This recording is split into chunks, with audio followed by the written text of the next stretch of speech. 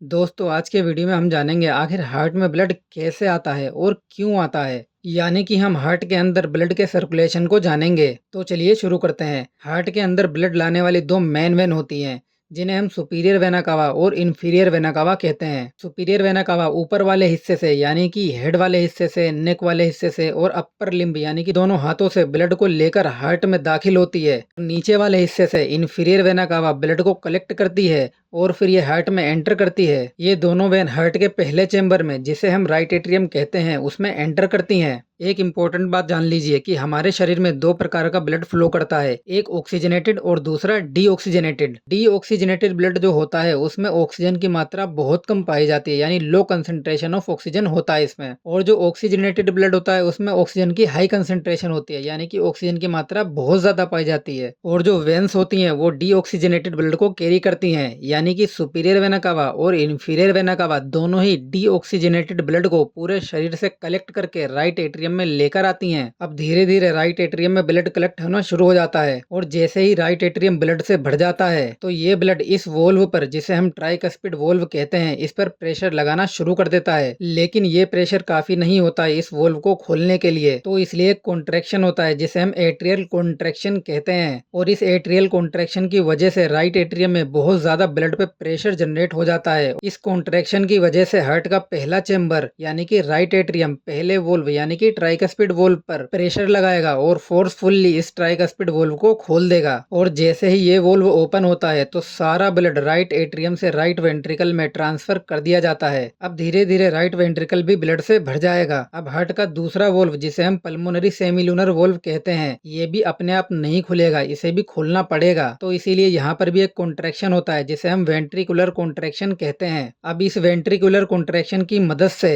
Heart का दूसरा chamber यानी कि राइट वेंट्रिकल हार्ट के दूसरे वोल्व यानी कि पल्मोनरी सेमीलुनर वोल्व पर प्रेशर लगाएगा with the help of blood. और फिर ये दूसरा वोल्व यानी कि पल्मोनरी सेमीलुनर वोल्व ओपन हो जाएगा और फिर राइट वेंट्रिकल का ब्लड पल्मोनरी सेमीलुनर वाल्व से होता हुआ पल्मोनरी आर्टरी में जाएगा। एंड ये पल्मोनरी आर्टरी इस ब्लड को यानी कि ये डीऑक्सीजनेटेड ब्लड को लेकर लंग्स में जाएगी। और जैसे ही ये डीऑक्सीजनेटेड ब्लड यानी कि कम ऑक्सीजन वाला ब्लड लंग्स में पहुंचेगा तो लंग्स इसमें ऑक्सीजन मिला देंगे और इसे ऑक्सीजनेटेड ब्लड यानी कि ऑक्सीजन वाला ब्लड बनाकर वापस पल्मोनरी वेन की मदद से हार्ट में भेज देंगे। अब यहाँ पर एक एक्सेप्शन यानी कि अपवाद है, क्योंकि जैसा कि आप जानते हैं जो डीऑक्सीजनेटेड ब्लड होता है वो वेन्स कैरी करती हैं और ऑक्सीजनेटेड ब्लड जो होता है वो आर्टरी कैरी करती हैं। लेकिन हार्ट के अंदर इसका उल्टा होता है। हार्ट से लंग में जो ब्लड लेकर जाती है वो आर्टरी होती है और ये आर्टरी होने के बाद भी डीऑक्सीजनेटेड ब्लड को कैरी करती है। और फिर लंग से जो हार्ट में ब्लड लेकर आती है वो वेन होती है जिन्हें हम पल्मोनरी वेन्स कहते हैं। और ये पल्मोनरी वेन हार्ट के तीसरे चेंबर यानी कि लेफ्ट एट्रियम में ऑक्सीजनेटेड ब्लड को लंग्स से लेकर आती हैं और धीरे धीरे लेफ्ट एट्रियम भी ब्लड से भर जाता है। और जैसे ही ये लेफ्ट एट्रियम ब्लड से पूरी तरह भर जाता है तो एक कॉन्ट्रैक्शन होता है जिसे हम एट्रियल कॉन्ट्रैक्शन कहते हैं। और इस कॉन्ट्रैक्शन की वजह से हार्ट का तीसरा चेंबर हार्ट के तीसरे वोल्व यानी कि बाइकस्पिड वोल्व पर प्रेशर लगाता है और ब्लड की मदद से ये फोर्सफुल्ली बाइकस्पिड वोल्व को ओपन कर देता है। और जैसे ही ये वोल्व ओपन होता है हार्ट के तीसरे चेंबर का ब्लड हार्ट के चौथे चेंबर यानी कि लेफ्ट वेंट्रिकल में ट्रांसफर हो जाता है। अब जैसे ही सारा ब्लड लेफ्ट वेंट्रिकल में कलेक्ट हो जाएगा तो इसको भी आगे भेजना होगा, तो इसलिए यहाँ पर भी एक कॉन्ट्रैक्शन होगा जिसे हम वेंट्रिकुलर कॉन्ट्रैक्शन कहते हैं। और इस कॉन्ट्रैक्शन की मदद से जो हार्ट का चौथा चेंबर है, जो सबसे बड़ा चेंबर है, जिसे हम लेफ्ट वेंट्रिकल कहते हैं, हार्ट के चौथे वोल्व यानी कि एओर्टिक वोल्व पर प्रेशर लगाएगा और फिर फोर्सफुल्ली इस वोल्व को खोल देगा। और जैसे ही ये एओर्टिक वोल्व खुलेगा तो सारा का सारा ब्लड लेफ्ट वेंट्रिकल से पूरी बॉडी में ट्रांसफर कर दिया जाएगा। एक और इम्पोर्टेंट बात आपको याद रखनी है,